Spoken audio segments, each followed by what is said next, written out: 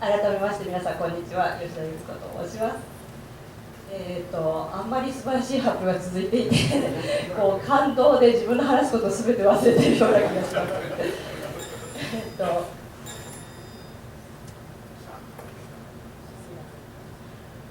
まず最初にいつも私のことを支えてくれている、家族と、そして子ども会議を支援してくれている小島さんとお母さんたち、そして子ども会議を楽しんでくれている子どもたち、また DOC の仲間たちみんなに感謝したいと思います。ありがとうございます。皆さんもですね、今日一日いろんなインプットがあって頭疲れてきてるんじゃないかと思います。私もちょっと今ね、感動で気持ちが震えてるんですね。ちょっとだけリセットしたいです。それでちょっとお付き合いいただきたいと思い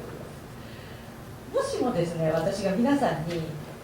影響力のある人ってどんな人ですかって尋ねたら、皆さんどんな人を思い浮かべるでしょう。影響力のある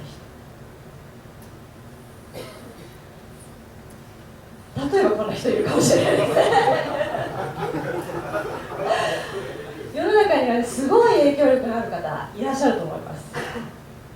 その一方で、こんなシーン見たことないでしょうか。全く他人だけどどっかに似てる。この2人もですね、なんか似たような笑い方してますし、服のセンスも似てますよね。すごい笑顔なんですけど腕組みしてます、2人とも。私時々思うんですけど、私たちって自分たちの影響力を過小評価することってないかなと思うんですね。私たちって思った以上に周りの人に影響を与えていて、そして周りの人から影響を与えられてるんじゃないか、そんなふうに思う時があります。それを証拠にですね、私たちこんなことわざを知ってるんじゃないかなと思うんですね。主に交わればそれが赤くなる。いろんな影響をね、周りから受けてるんじゃないか。ちょっとそんなことをね、テーマからそれましたけど、頭の隅にちょっと置いておいていただいて本題に入らせていただきたいと思います。何の話するんでしたっけね。そうです。子供会、ある子がですね、こんなこと言ったんですね。先生の教え方が悪いから算数の授業についていけない。で、一人の子が言ったらですね、私もそう思う、僕もそう思う。4、5名の子が一気にそんなことを言い始めました。で、子ども会議っていうのは TOCFE のツールを使っていろんなことを考えたりしているんですけど、この日はみんなそう言うんで、じゃあこの悩みをみんなで解決しようということに決まりました。まずロジック、これ子どもたちの言ったことをブランチで書いてみるとこういうことじゃないかと思うんですね。もし先生の教え方が悪ければ、その結果みんな算数の授業についていけない。そうですよ。なんとなくね、そんなことあるかもしれないですよね。先生の教え方が悪いんです、みんな算数の授業についていけなくてもおかしくないかもしれない。そういうことを、それを聞いた時にですね、お母さんたちも参加してくれてるんですね、子ども会議に。お母さんたちが「先生ね、本当問題あるのよ」言ったんです。確かに子どもたちに言ってる一理ある。なんか学校に言った方がいいかもしれないね、みたいなことが始まったんですね。で、私もそうかもねって言いたくなる気持ちもあったんですけれども、そういう時にね、なんかこう胸の奥でチクチク刺さるものがあるんですね。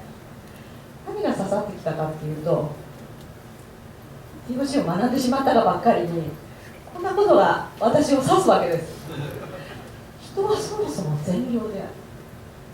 おかしい。善良であるはずの先生が悪いって言われてるんです。そもそも善良であるはずの先生が悪いって言われてるんであれば、何かそこに理由があるはずなんですね。なので子どもたちが言ってたことをもう一度聞いてみました。ねえねえ、先生の教え方が悪いって言ってたけど、どんな風に悪いの？みんな算数の授業についていけないって言ってたけど、みんなって全員のことって聞いてください。子どもたちがああでもないこうでもない、すんごいいろんな話が出てきたわけですね。その後でこうやって壁にポストイットとお通し貼って、いろんな出た意見をペタペタ貼って分類してみました。で、分かったことがいくつかあります。この小学校では算数の授業を少人数に分けてレベル分けして授業を進めていました。それだけ算数苦手な子って今多いそうなんですね。で、少人数で教えています。で、ついていけないと言って数名の子どもたち、それ全員トップクラスに入っていました。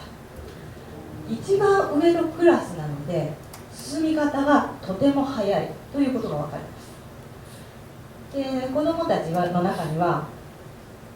分からないって思った時にちょっと質問の仕方が分かんないんだよね、先生に聞くと別の問題出されたりするので、解決しないって言ってました。そんなことをみんなでああでもないこうでもないって言ってた挙句の果てにこんなこと言った子がいたんです。先生がね、こんなこと言うんだよ。このクラスは自分で勉強してくることになってるんだよって、すっごい不満そうな顔してたんですね。ああ、なるほど。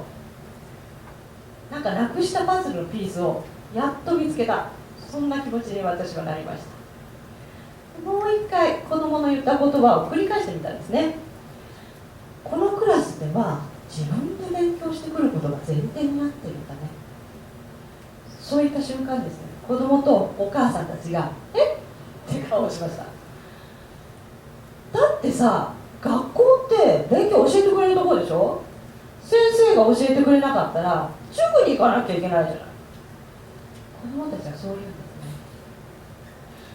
ね。実は子供たちは勉強とは誰からか教えてもらうものだという刷り込みがいつの間にか完璧にされていたわけです。私この責任の一端は私たち大人全員にあるんじゃないかと、すごく自分自身反省する気持ちがありました。で、ちょっとみんな予習っていう言葉聞いたことある。この中にはね、教科書の内容を自分で勉強して分からないところを学校の授業に聞くっていう授業をやってるところも中にはあるんだよ。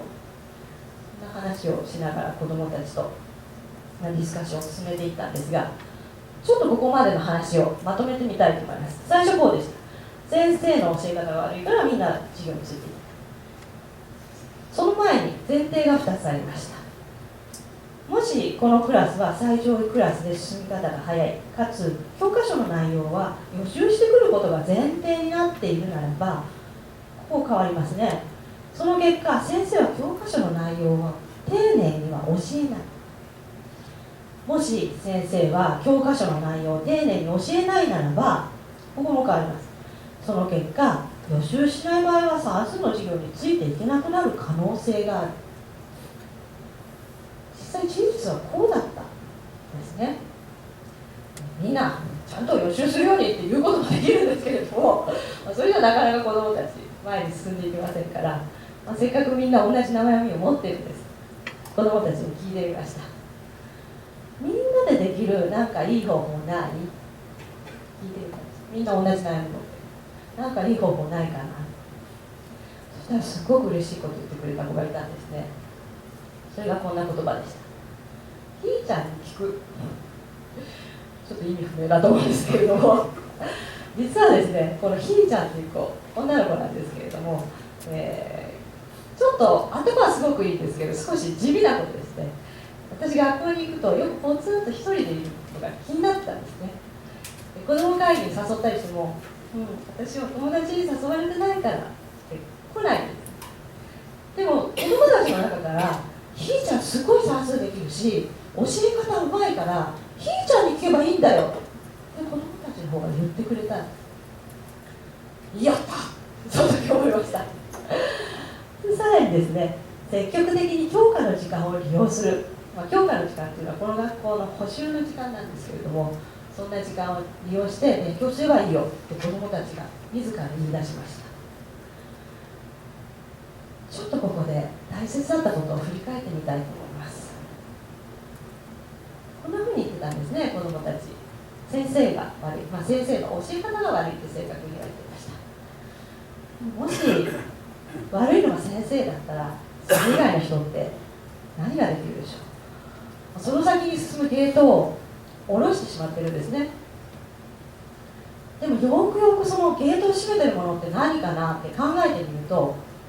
実はそれって自分の考え方一つなんじゃないかと思います。私たちってその可能性のドアを開いて前へ進んでいく人って頭脳明晰で頭めちゃくちゃ良くて、あるいはすごい美貌でとか美男子でとか、なんかすごい人かもしれないって思うんですけど、私子どもたちと今回この話をしてみて、あ、可能性の扉を開くのは考え方一つなんだ、そんなふうに思います。そしてですね、その時に軸足に持ってなきゃいけないのは、人はそもそも善良である、人のせいにしないで自分の責任の範囲でできることを考えていく、その一つ守っていけば一つでも二つでも前に進んでいくことができるな、そんなふうには思ったんですね。で、どうでしょう、皆さん、そういう子どもたちをたくさん育てたいですか？次世代がそういう子どもたちいっぱいになってくれたらいいなと思うんですけど、どうしたらそういう子どもたちにあふれるような社会が作れるでしょう。ちょっと思い出していただきたいのが最初考えた、私たちには影響力がある、これじゃないかと思うんですね。こんなちっちゃいブランチ書いてみました。もし人は身近な人間の影響を受けやすい、かつ私たちが好ましい考え方をしているならば、結果として好ましい考え方をする人が増える。もしこれが親子の関係であれば、より一層この影響力強いんじゃないかと思うんですね。私も、先ほど言ったように主に交われば赤くなります。たとえですね、先生が悪いって言ったとしても、私たちがちゃんと人はそもそも善良であるという信念をちゃんと貫き通していれば、きっとね、いい世の中を自然とできるんじゃないかと。今私一つ、それは一つ楽しみにしていることがあるんですけど、それは次の子ども会にひーちゃんが笑顔で来てくれることです。どうもご清聴ありがとうございました。